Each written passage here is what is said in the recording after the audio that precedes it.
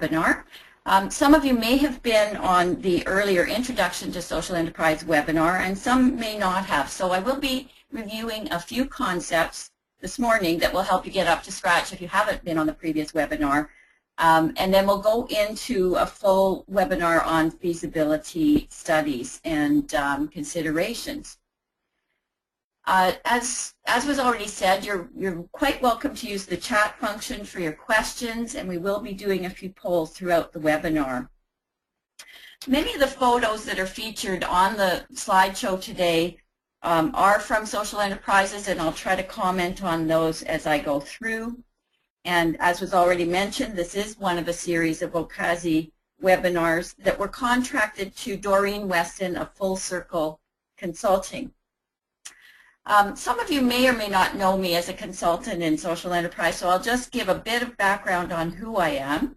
I've been doing consulting for over 20 years with cooperatives and nonprofits on social enterprise and co-op development, evaluation, program design, and very much in the last few years have been working to promote better infrastructure for social enterprise development within the nonprofit sector, so groups like yourselves can have the supports that you need to consider your ideas and develop your earned revenue strategies if that's something that fits with your plans.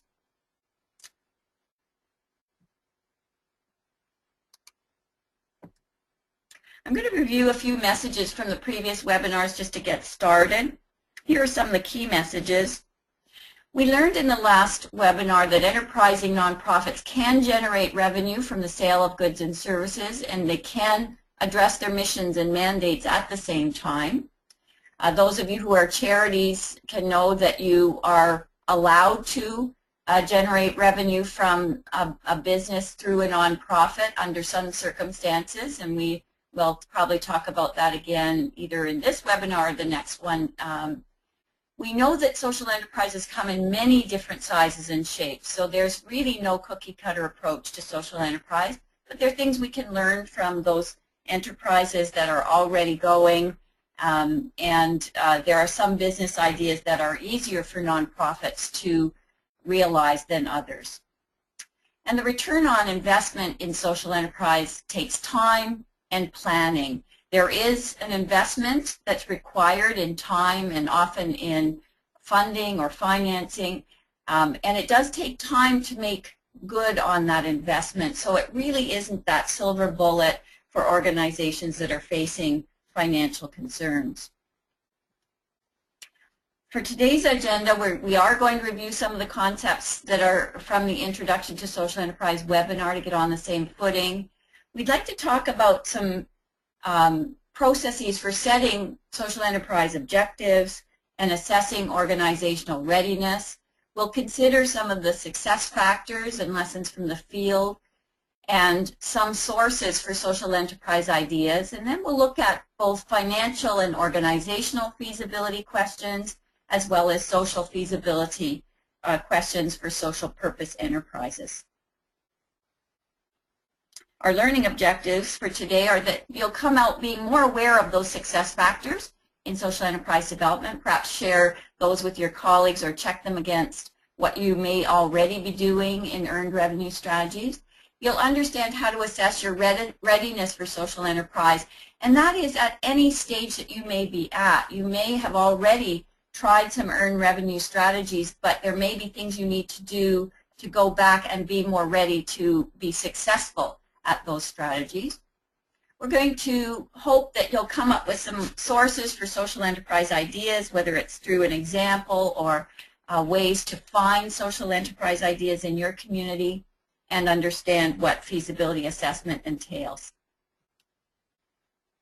I want to do a special shout out to Mary Ferguson, a consultant and partner of mine through Economist Program Development Consultants, who's done a lot of the work behind the slides that you'll see today, as well as material from enterprising nonprofits in BC, primarily put together through David LePage, and we'll refer to enterprising nonprofits again in the webinar a bit later. Actually, right now, in fact, because one of the key resources for social enterprises in Canada is the BC Canadian Guide to Social Enterprise. There is a recent edition of that I am an editor for in a few of the sections, and it pooled the peer supports of many consultants in social enterprise across Canada to come up with the best resources and information on social enterprise development today in Canada. So please feel free to download that guide for free and use it with anyone within your organization or community that is interested. Before we review some of the social enterprise introductory concepts, I'll comment on this slide. This is the Kitchener-Waterloo Multicultural Centre, and they do have an interpreter service as a social enterprise. Those of you who were on the last webinar know that we referred you to a short webinar or video, on the ORGWISE site of Lucia Harrison talking about her social enterprise journey. It's really an excellent description of some of the opportunities and impediments you might face in implementing earned revenue strategies. So I encourage you to check that video out. It's very short and very informational. So here's the definition we're using for an enterprising nonprofit or nonprofit social enterprise today. It's a business operated by a nonprofit that's directly involved in the production or selling of goods and services to customers for the dual purpose of generating income from sales and achieving social, cultural, or environmental aims. This is the definition used by enterprising nonprofits, an initiative, as I commented on, in BC, but also now in various other cities across Canada. And it does relate very specifically to nonprofit social enterprises that seek to generate revenue through sales as well as to address mission objectives. There is no one common definition of social enterprise being used in the field right now. Some refer to social enterprise as any enterprise using market-based strategies to achieve social ends, and this would also refer to private companies that may have social objectives. So in the work that I primarily do, I work with enterprising nonprofits, not for-profit companies, although I also do work with some cooperatives that span both not-for-profit and for-profit models. We reviewed last time some of the types of social enterprises, and here they are. Some of the enterprises that we work with in our field are human or employment development enterprises. These are also called social purpose enterprises by some, and they provide training or employment for your clients. These can supply long-term employment or short-term training in jobs or internships that help clients to get experience and skills to link to the mainstream workplace. In some cases, human development enterprises provide long-term employment and don't link clients to the mainstream workplace, but provide them with employment for the long term. And this is often the case in social enterprises that are human development enterprises working with people with disabilities. Mission-based enterprises are designed to generate income from the sale of products or services that are directly related to your mission. For example, a home care agency may provide services in exchange for fees, and the service is directly related to the mission of the organization, which is to provide health and home care services. Revenue-generating enterprises sell services that are generally unrelated to the mission of an organization. For instance, you may have a thrift shop that's run by an organization that has nothing to do with selling clothes or thrift. It just generates revenue for perhaps a seniors organization. Finally, social enterprises can be cooperatives that are organized by a group in the community and supported by member fees and revenues from services. For example, a student cooperative may have member fees but also sells books and provides housing out of fee to sustain the business. Last time we started to look at the stages of development for social enterprise, and we're moving forward today into some of these areas. When you first start to think about a social enterprise, you want to really get a sense of what your goals are and assessing whether your organization is ready.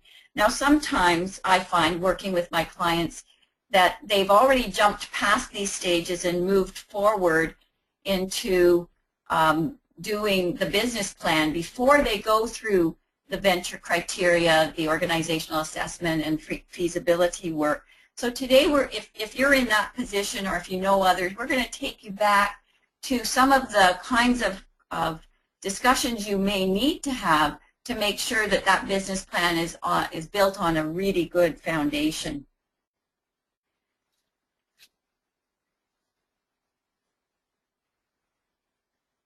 So we'll talk first about defining your goals. There are some steps in enterprise pre-planning that we encourage you to consider. First of all, we'd really like you to establish why your organization is pursuing social enterprise and checking your assumptions against reality, doing a bit of a reality test for you, a reality check. I've talked about you doing some organizational readiness assessment. We'll talk about that in a minute. One of the most, and most of these others we'll deal with in other slides, but one of the most important things here is to really check your strategic plan and reevaluate where earned revenue fits within your strategic plan. This means that you've also brought it up with your board of directors and managers, and you're not spending time on something that isn't a really good fit with the directions that your organization is taking. Quite often we find that a staff member may be interested in generating revenue and start doing that, but then doesn't have the strategic support of the board or senior management because it hasn't been discussed at that level. So we would like you to consider evaluating your strategic plan as one step in getting ready for successful social enterprise.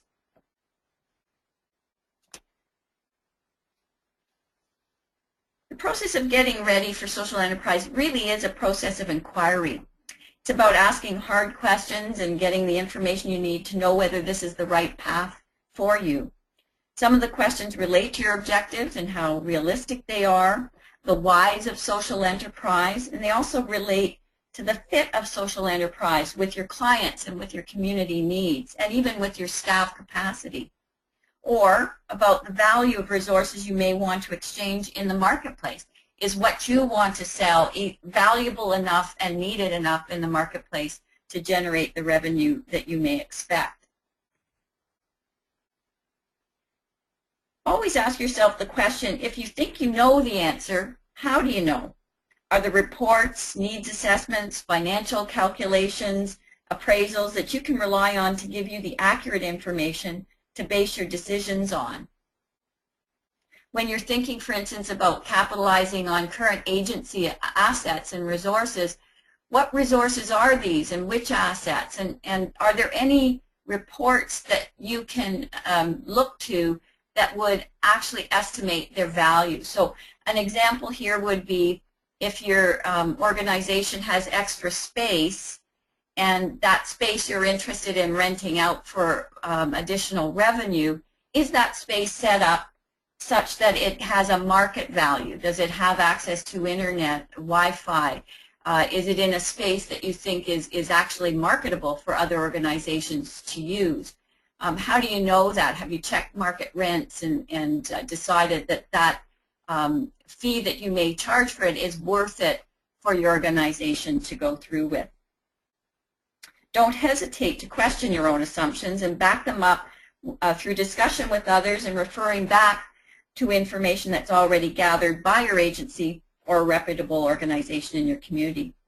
For instance, you wouldn't think of selling your house without checking with a realtor about what your house is worth, so that your sales expectations are based on experts' experience and knowledge in the marketplace. You wouldn't also buy a house without a qualified inspector's report. I'm going to comment on this last point too about assessing the need. The whole area of feasibility study, much of it is taken up with assessing whether there really is a market for the services that you'd like to sell, and we'll talk about that as we go along. Before we go into the, actually perhaps I'll do this slide and then I'd like to bring up the first poll. So I'll do this slide first. Often nonprofits tell me that they're really seeking to achieve outcomes for their clients, such as employment or training, at the same time as generating revenue, new revenue for their organization. This is really no easy feat, and the work takes time to generate significant revenue from a social enterprise while attending to other social programs that you may offer. I find many of the early discussions with clients that I work with in social enterprise really focus on checking your assumptions and getting real about what's possible through social enterprise, especially given that we're operating not-for-profits, and not-for-profits have a very different way of doing the work that we do from business. This slide shows the challenge for nonprofits who operate particularly human development or employment social enterprises, and how they may have difficulty getting to a break-even position, let alone generating additional unrestricted revenue for programming or operations. You'll see here that the social and business costs are represented by different lines. The black area represents the revenue from enterprise sales. So whatever you're selling, whether it's training or a thrift store, sales of goods and services, the first line shows that the business expenses are cost of doing business, and these are costs associated with materials, business staff, enterprise overhead directly related to what you're selling. So the business expenses, the arched line that's dotted, meet up with the revenues at a certain point, which we call business break-even. It takes some time to get to business break-even. But in addition to this, social purpose enterprises that hire or train clients have additional expenses, and that's that next arched line with the wider broken lines. And these expenses are for trainers, training time, transportation, childcare, etc. Some social purpose enterprises that offer services on the market, for instance a print shop, also may figure in the differential between the productivity levels that you might expect in the mainstream market and the productivity of clients who are just learning to deliver the service, and that may be considered a social expense. Again, you'll see in the graph that it takes even longer to break even after social expenses are calculated in. So on this particular slide, you'll see that for the possibility of generating unrestricted revenue, that is revenue in addition to all your expenses, particularly from a social purpose enterprise, is fairly unrealistic for most nonprofits. In other words, you will continue to need some grant funding to offer the social enterprise, the nonprofit social enterprise that has a human development or training function. What's important here is just to get really clear about your objectives, check your assumptions throughout your planning cycle so that you don't oversell social enterprise and its potential for staff, clients, board, and funders without the proper information.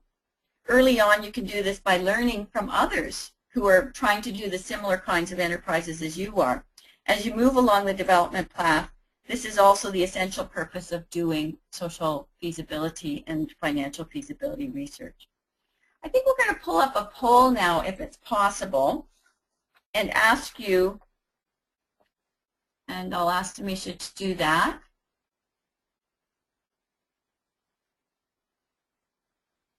Oh, maybe she's not there.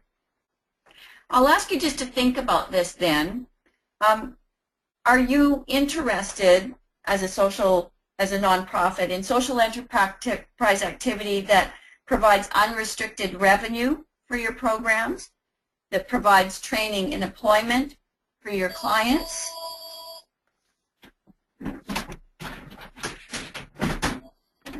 that provides new revenue and program opportunities for your clients, or you're not sure? If you have any comments on that, you can simply enter them in the chat area and we'll come back to that. Oh, the poll is open.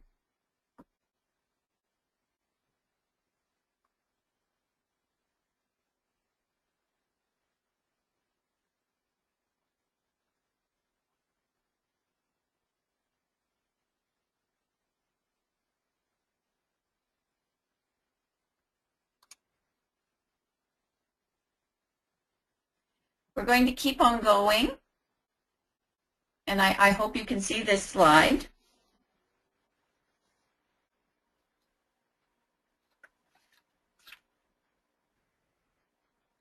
Here are some samples of the slide. Sorry, I'm just trying to understand if you're seeing the slide or the poll. So I'm just going to keep on going, and we'll work that out. Here's some sample objectives for social enterprises that you might consider as you're thinking about your own objectives. To provide hands-on training for a certain number of clients each year within the social enterprise, to generate a certain amount of sales in year 1 or in a particular year of your enterprise with increases of a certain percentage in year 2 and 3, to generate net enterprise revenue equivalent to the salary, for instance, of a job coach or a trainer, or to provide childcare for those participating in a social enterprise. What's important here, and we'll have another set of examples in a moment, is to get very specific about your objectives so that you can use those in assessing the feasibility of the enterprise idea that you've got in mind. Here's some more sample objectives. To provide a certain number of part-time or full-time equivalent jobs, perhaps with a certain percentage of folks from a particular targeted population. For instance, you would provide 10 part-time equivalent jobs for 50% of a targeted population of folks who are in perhaps newcomers in the country for the last few years to gain Canadian experience. That's an example of a sample objective. An objective might be to achieve business break-even, and we talked about that as covering the cost of doing business with the revenue from sales. That's what break-even means. Or to sustain grants from external funding partners to cover the cost of training and support, or perhaps childcare for targeted employees. So these are samples. You certainly need to come up with your own objectives. But again, the more concrete you get, the more able you will be to assess the feasibility of the enterprise.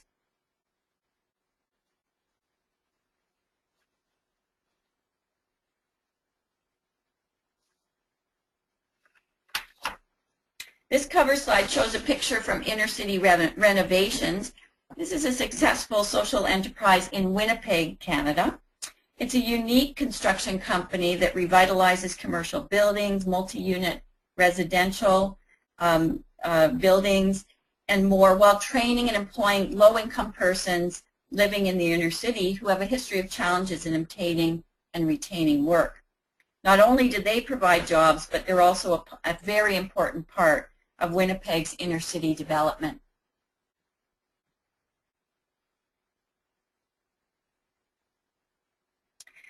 When you get ready for social enterprise, you have to get ready for some pretty major changes in your work style and in what you do in your organization, because really social enterprise can rock your world.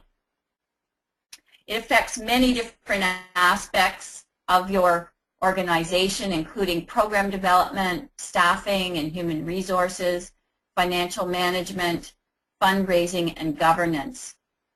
So before you think about doing social enterprise or getting even more involved, you may want to think about, is this the right time to pursue it?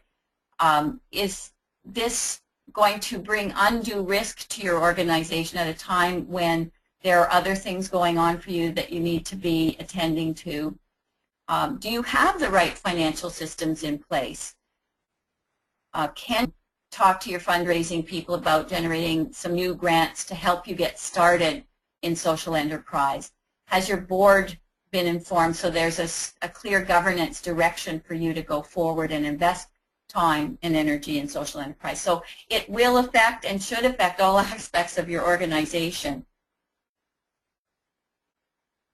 Last time we talked about looking at the social enterprise readiness checklist that's on the Enterprising Nonprofits, or in the Enterprising Nonprofits Social Enterprise Guide. And this is an excellent tool, it's on page 39, to look at your basic organizational readiness, your readiness specifically for a particular social enterprise idea to take it the next step, and your readiness to do business.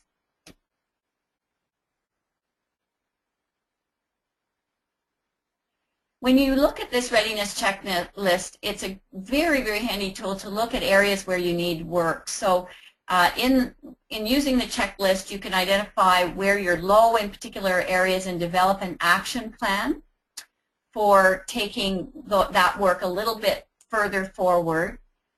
It also helps you to think about this with a team of people in your organization. So social enterprise is usually never the role of just one person in a nonprofit, but should be done with a team or a steering group to get peer support, have a champion on the board, and set some milestones and a process and reporting schedule going forward.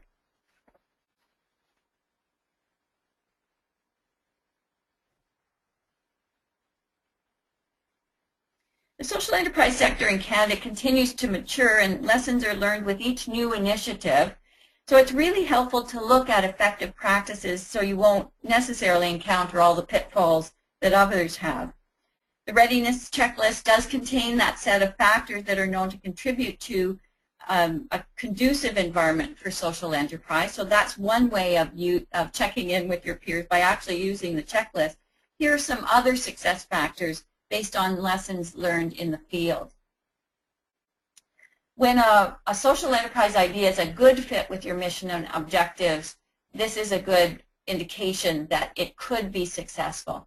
Timing is clearly an issue with social enterprise. Sometimes the best idea is not, it's not the right time for even a great idea for social enterprise. At other times when a policy changes or there's something that opens up in the marketplace, for instance, in a community where a store closes, then you can consider the timing as being opportune for opening up a store that may be a nonprofit social enterprise. Having a clear market opportunity, and that means actually knowing that customers need the product or services that you want to generate, is an absolute success factor for social enterprise and for any business. I've talked about integrating it with your strategic plan, but that also requires leadership and a strong team to carry the idea forward. Again, we may have a great idea, the timing may be right, but if we don't have a strong leader and a team and some good champions within the organization, it's very unlikely that you'll be successful in that enterprise development. Of course, you do need some business skills within your team or very accessible to you, either through a business advisory committee or people from your board who can help you. And having sector linkages to the particular business sector that you're working in is very helpful. An example of this is if you're going to enter into opening a print shop, you absolutely must have linkages to the printing industry so that you understand what's going on in that industry and how to operate a business and how best to roll out your enterprise. You need to do a very calculated financial risk assessment and do some planning and have the financial systems in place to have to operate successful social enterprises. And access to capital will be important. That capital may be foundation grants, it may be a surplus that your organization is going to apply to get the enterprise started. It may actually be a loan or some bridge financing to get started. Partnerships are often important in developing social enterprises, particularly in some cases where organizations develop the enterprise with another organization. An example of this might be an organization that offers training for folks who have disabilities and another that provides housing for folks with disabilities, and they form a company to do painting and property management. That would mean that you would really need to be very well versed in partnerships in order to operate that enterprise well. We talked about the board being apprised of what's going on with social enterprise and having that identified in your strategic plan, but we also know that they sometimes need to get ready and understand social enterprise better before going forward. So remember not to leave that too late. If you've begun to develop a social enterprise and your board doesn't know what social enterprise is, you're going to have to backtrack and get their support and bring them up to a readiness level that works for you. And finally, you do very much need to be entrepreneurial and market focused and have a very keen willingness to support and serve the customer. This is a picture from the Common Thread Co-op. It's a social enterprise that sources street banners and other fabric to convert into colorful products that they sell Canada-wide and into the U.S. As a co-op social enterprise, they coordinate production through a network of producers who work out of other social organizations, including, I believe, an Afghan Women's Association in Vancouver. And they're trained through Common Thread to produce a specific line of products. This is the group that did take banners from the Vancouver Olympics and turn them into bags for sales across Canada.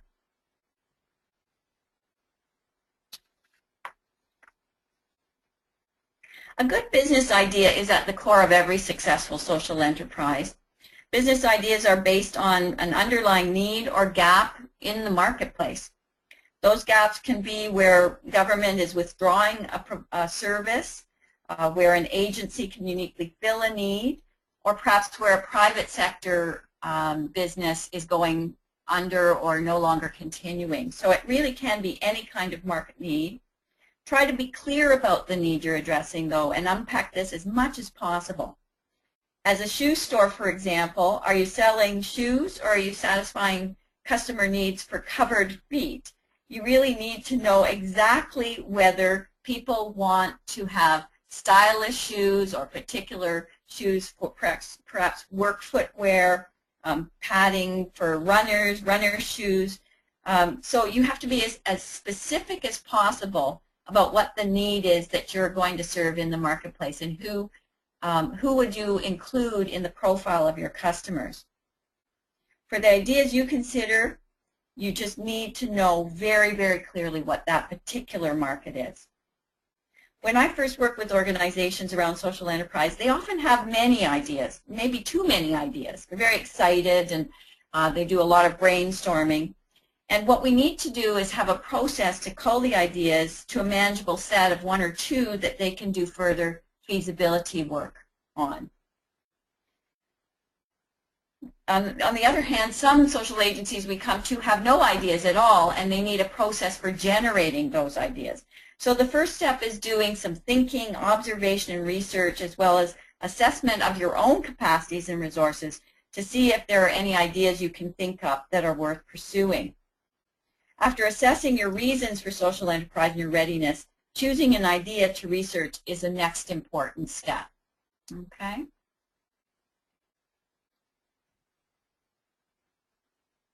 You can refer to existing studies for your own observation or to generate ideas. There are a number of organizations that do collect data, such as Stats Canada, Act Nielsen, municipalities, economic development organizations, and each industry also typically has an association that collects information on their sector. For instance, last year we did a feasibility study for a community cafe, and we did a lot of work in collecting studies from the municipality on the need for certain kinds of small businesses, the employment possibilities for in the retail food sector, and any of the trends that are coming up around cafes, and particularly in that city, but not only, so that that idea that you're beginning to form is very much in keeping with the most recent trends.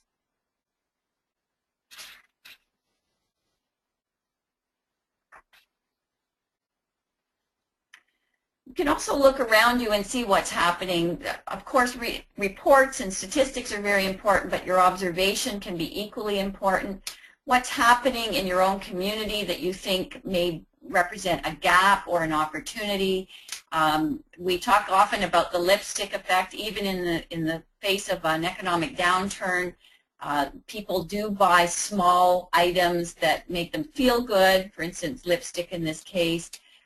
There's certainly a trend for the environment, and so many social enterprises have considered selling or participating in producing something ecological or energy efficient.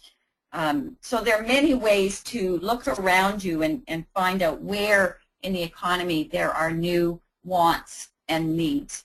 Again, coffee has been such a big trend, and so many coffee shops are starting up as social enterprises. And here are some places you can actually go to identify some of those trends in the market. Springwise, ACNielsen, Trend Watching, all of these have some very interesting places or information on what's really new in the market and where might you fit within that. It's really fun to do this, and this is part of you also being creative in your brainstorming. But we can also look very close to home. We know that you're living in a community, you have clients or members living in a community who have needs. Perhaps you've polled your clients and they say they need employment and they have skills in a particular area.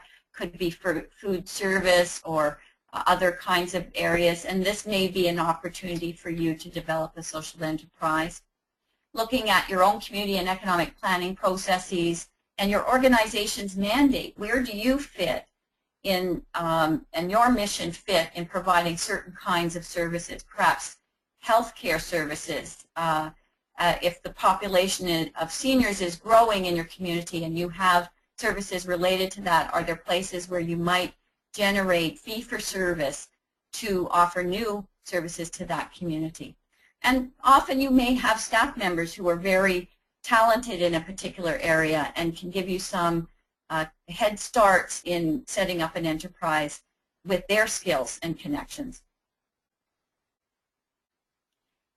We also talked earlier about your own assets as an organization. Do you have products or services that you already offer that directly fulfill your mission, but you could extend or capitalize on through partnerships? I spoke to you earlier about housing organizations that already do hire property management companies and painters that could replace that as a social enterprise by working in partnership with another training organization.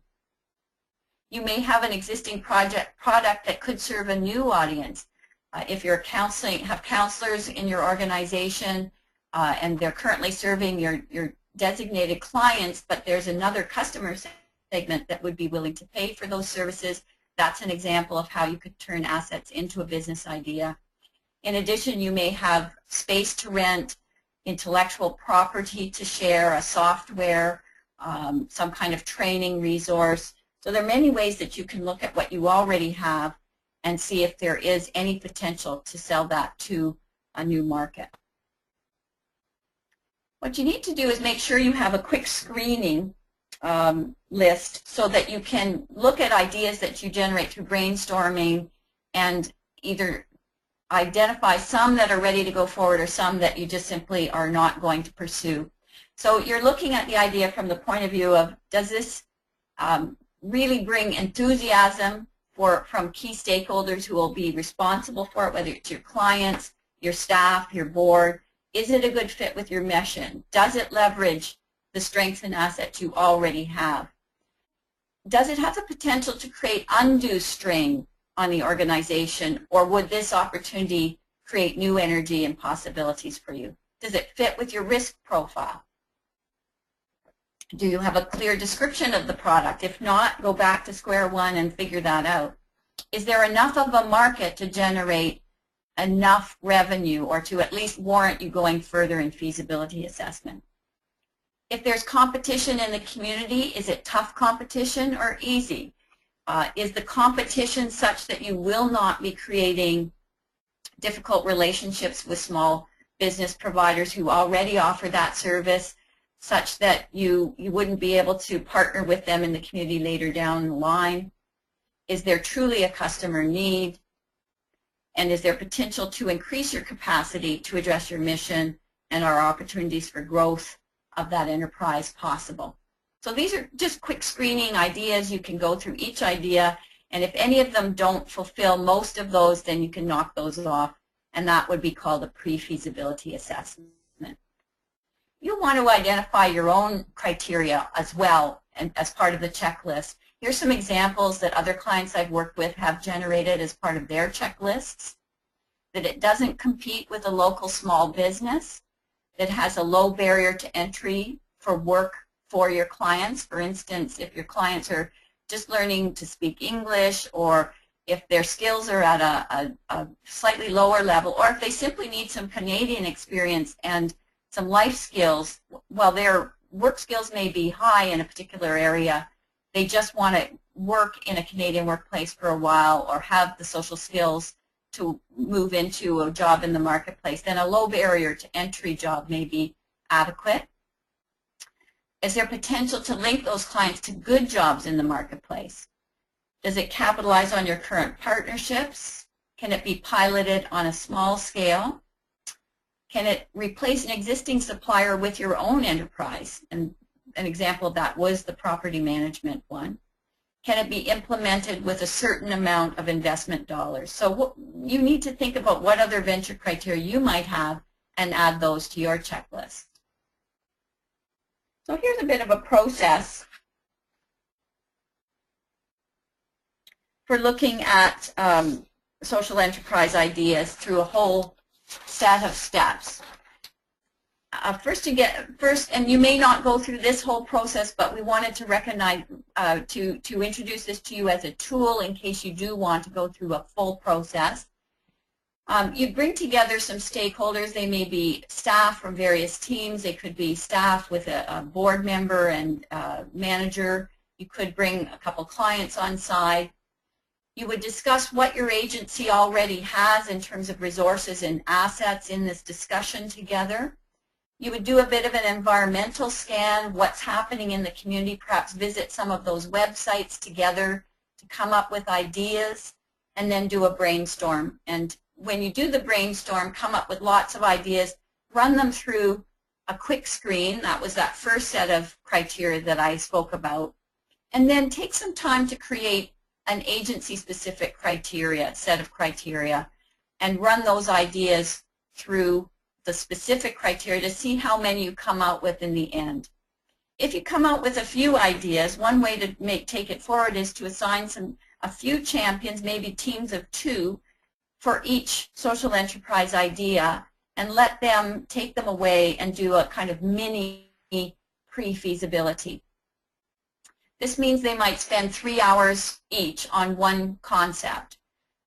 You could develop your own scorecard to decide whether you think it's worth going forward, and present the business case to the team, and then work together on scoring and placement on a matrix. And we'll look at a matrix in a minute. To make that business case, it's best to really define the concept very clearly, identify who your target market would be, who the customers are, what some of the key pricing issues might be, how much you might charge, and how many units you might think you might sell. So just doing very initial sort of business plan on the back of an envelope, if you will, and then bringing that back to the team so that you can work on some scoring together. Here are a couple examples of matrix or scorecards that you can use to consider whether an idea is strong or not. Again, we're still in a pre-feasibility stage here where we've just run it through your early criteria. If the business idea has a very low fit with your organizational mission and would be difficult to implement, and it has a very low potential from your initial quick screening and business case to make a social impact in your community and generate financial resources, in other words, generate revenue, then that's a stop position. That's one where you'd say, you know what, that's not an idea we're going to pursue. On the other hand, if it has a very high potential to generate revenue and a very good fit with your organization, you might consider going forward to the next feasibility stage. Here's another matrix map that some of you may have seen in the earlier sustainability webinars. If there's high mission impact and high profitability, then that's a star. That's that star in the corner that says, yes, you should take it to the next stage and do some very thorough feasibility work on it. If there's very low mission impact, it's not a great fit with your mission, but high profitability opportunities, that's your money tree, and you may consider doing some feasibility on whether it could be an unrelated business that you start. If there's low impact and low profit, again, that's a stop, don't go any further. And if there's a very high mission impact, but a low possibility of profitability, you may hold on to that as a potential program, but it is unlikely to generate revenue such that it would be a good successful social enterprise. The scorecards, the first scorecard that I featured there is in the Enterprising Nonprofits Social Enterprise Guide, and there's some instructions on how to use it. Here's some typical ideas. We talked about some of these early on in the first webinar on social enterprise. For training enterprises or human development, they often happen in hospitality, food services, landscaping and moving, cleaning and maintenance. There are many in bike repair and automotive. Staffing solutions, so some of them are temp agencies, thrift stores, couriers, print shops, and interpretation services. Some of these fairly low barrier to entry or with training can roll out as successful social enterprises that do provide work and training for folks who need a bit of help in that area. Mission-based enterprises might include counseling, training, mediation, property management, retail stores as well here, and in some cases interpretation and translation or social rec services. Those revenue generating ideas, the ones that have high revenue potential but very low attachment to your mission, could be facility rentals, property management, again thrift stores, training, selling of donated articles or franchises. And then we talked a little bit about co-ops, and they can happen in the child care and nursery area, local food distribution, social service agencies and counseling, youth and student co-ops, or in community-based care.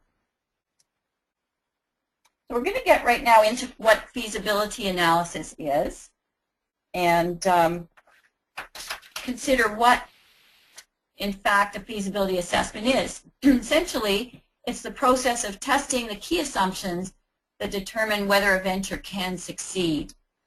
The opportunity to refine and explain your concept better. So we started with a very early description of your concept. We're going to now refine it and explain it further. And it does involve testing and researching in the marketplace. The essential purpose of the feasibility study is to gather enough information to decide whether or not, excuse me, to pursue the idea. So even at the end of a feasibility study, you may say no to it. There are different types of feasibility analysis. In social enterprise, we do a little bit more feasibility analysis than you might do in a private business. And these are those: business feasibility, social feasibility, and organizational feasibility. And we'll go through all of these right now. Remember that you can say no to a feasibility at the end of a feasibility study, and you need to have an exit strategy. Often groups will say, we'll spend this much money on the feasibility assessment, and if we don't come up with a clear indication that that's going to be a go, we're going to take a pass, and that's the end of our investment in the idea. So remember, you can say no and set your limits on how much you invest in social enterprise development at the feasibility stage. Business feasibility really looks at the business idea environment for the social enterprise, and we know that that enterprise has to be feasible and have the capacity to generate sales revenue so that you can keep up with your goals and pay back the investments that you have made in the social enterprise. Here are some of the challenges in nonprofits. There's often a lack of balance between your social objectives and your business objectives. Sometimes social organizations don't have the technical or industry knowledge and links, and often the nonprofit may not be able to find the right staff to manage that social enterprise. We talked earlier about sometimes there being unrealistic expectations of the potential for the social enterprise and the marketability of the products and services. And sometimes we simply find that in business feasibility there's an inability of the organization to garner the resources to make sales, to generate sales. Even if there is a bit of a market, sometimes you find in the feasibility stage that you do not have the wherewithal to generate the sales. So here are some of the questions you need to consider. What's the profile of the market sector? Where does it fit, the business idea fit in terms of a market segment? What are the trends, opportunities, and challenges? What's the size of that market? And is there growth potential? What can you tell about how your location might affect your market reach? For instance, I was working with an organization that's moving its offices. It's a newcomer organization. It's moving into a church that may in fact have the opportunity to develop a child care center as a revenue generator, social enterprise. But we've asked them to really look around and say, are there other child care centers in the immediate neighborhood, and how could they or should they compete with those other child care centers? How can you differentiate yourself in the marketplace? So this particular enterprise was thinking of setting up a cross-cultural daycare, which is considerably different from the others that are in the immediate neighborhood. Knowing your competition is extremely important, and learning from other people in the business as part of your business feasibility. Social enterprise is distinguished from business in doing social feasibility, and that is looking at your ability to leverage change and other benefits for your target population and for your community.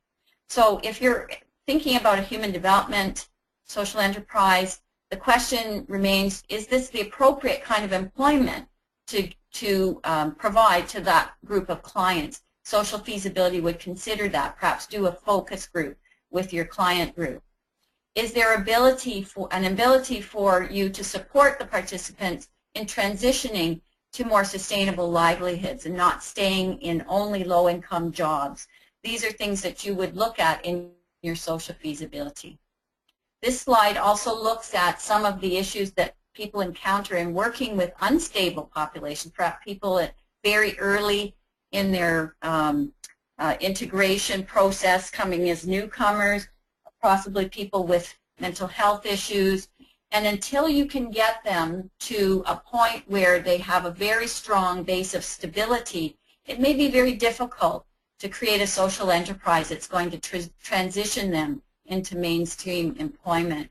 I won't go into this in too much more detail because of the time, but please feel free to ask questions about that or contact me after. The challenges in social feasibility are often a lack of consultation with your clients, a disconnect between the skill level of the participants and the planned employment. Perhaps you have very highly skilled participants and very low skilled employment, and that's not going to be satisfying for the participants. An inability for the participants to stay engaged with the social enterprise and transition into the mainstream economy. Perhaps creating unrealistic expectations about business ownership. We often have groups say that they'd like to set up co-ops with their clients, but the clients aren't ready to work together in the long term to sustain the co-op. And often in social feasibility, there's a high cost to accommodate the training and employment that may be too high for either your funder or for your organization to sustain. So here are some questions to ask. Will the enterprise improve your parent organization outcomes? Is it a good fit with your participants' skills, interests, abilities, and needs, and the jobs you're creating? Do you plan to support people to link to the mainstream, and if so, how will you do that, or what partner organizations will you work with? And what current programming do you have to support intake and to support your clients through their training in the social enterprise? Finally, we look at organizational feasibility, or the fit of the social enterprise with your particular organization and its mission, and the relationship between the enterprise and the organization systems. So here are some of the challenges. Sometimes the board is unwilling to accept the risk of a social enterprise, and this is clearly a question you want to ask at the feasibility stage or even pre-feasibility stage, rather than getting too far in, then finding the board does not support you.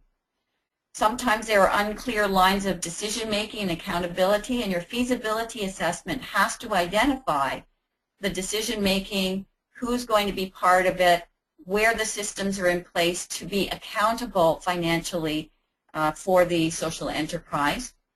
We often find in the feasibility stage that some organizations cannot adapt their financial systems to give the people who are doing the social enterprise in your organization enough control to manage the business and to make decisions quickly when business opportunities are changing. So here are some of the questions that you would look at. Does the business idea fit with your core competencies? You have the capacity to support the social enterprise. What kind of flexibility, control, and responsibility will be given to the social enterprise and the people running it?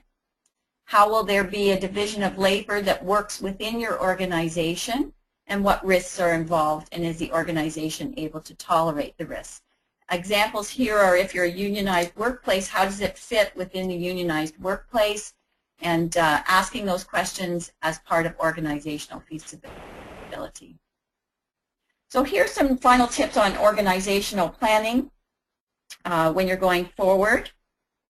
Have you reevaluated and revisited your strategic plan to include social enterprise? Have you formed a team to champion the process that has the skills, interest, and capacity? In fact, they need to have enthusiasm as well as skills and capacity. Have you established your policies and an ongoing process to help you move forward? And are people at different levels of the organization engaged in this process? Remember, you need to repeatedly cycle through these questions to deepen your analysis of each dimension of feasibility and ensure that those viability conditions are satisfied, and to build that capacity and engage stakeholders. I was in the process of finishing a feasibility analysis for a community group last night, and we talked about it as not just being a feasibility study or report, but a capacity building process for the whole organization to see how ready they are and to take stock of what their skills and interests are in social enterprise and the capacities they need to develop. The bottom line at each stage is asking yourselves the question, is social enterprise the best strategy for achieving your social and financial goals, and should you continue to invest in the enterprise?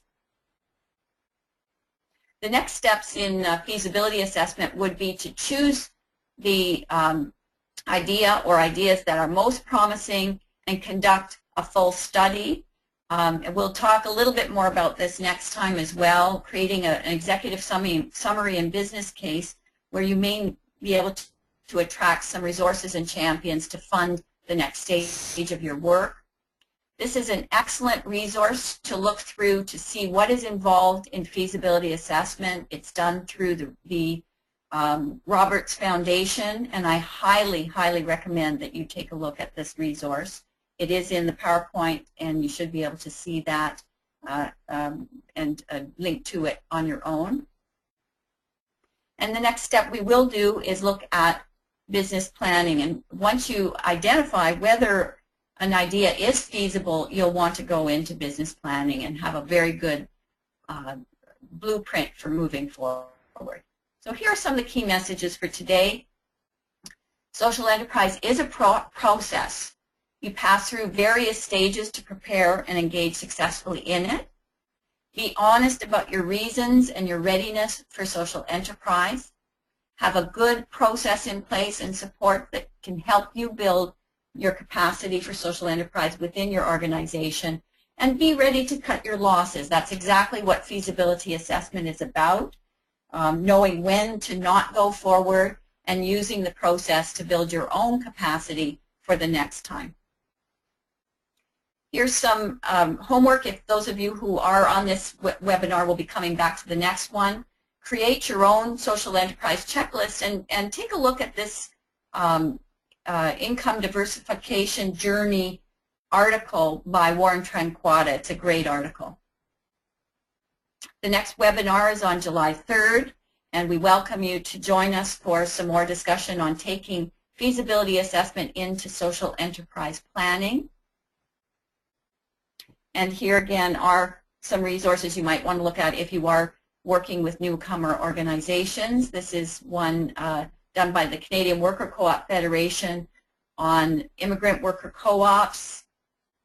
There's a long list of resources for the ORGWISE webinar, Introduction to Social Enterprise, that you can look at as well. If you have any social enterprise ideas or you want to find out if someone's tried an idea that you may have, you can go onto this free listserv the Social Enterprise Alliance manages in the United States, and your messages can go out to 7,000 people who are involved in social enterprise across North America and Europe.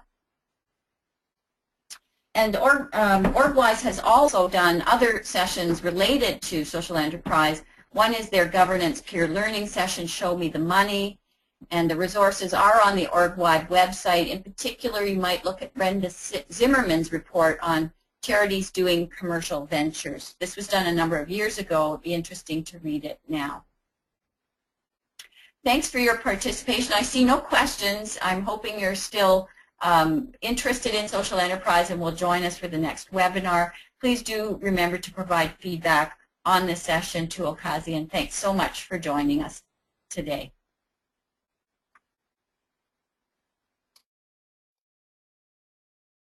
And thank you, Kathy. The webinar will be put up online within the next 3 days, so you can go back. In addition, the slideshow will be available on the ORGWISE website at www.orgwise.ca. We hope to see you all on July 3rd for the next session. And thank you again, Kathy.